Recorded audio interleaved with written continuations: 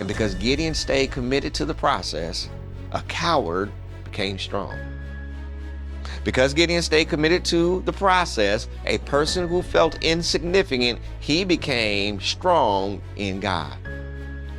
The person who was saying, I'm from Manasseh, I'm the weakest of all, he became strong. Because he stayed committed to a process, and because God stuck with him through the process.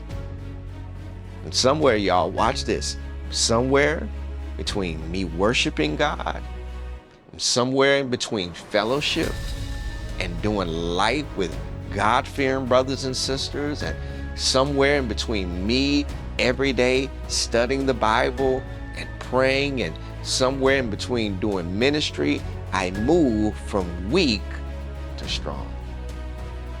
And it's not magic, it's management. It's a process.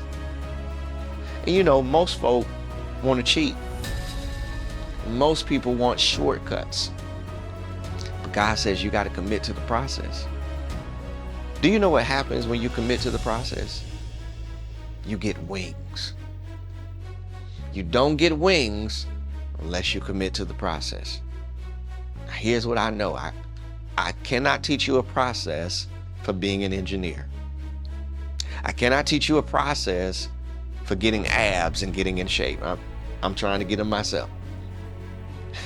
I cannot teach you a process for being a doctor, but I can teach you a process for living for God.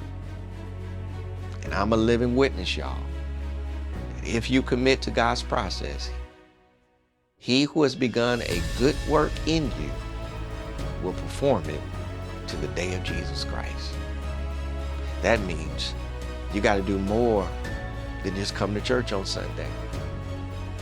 You got to do more than just show up online on Tuesday for word therapy.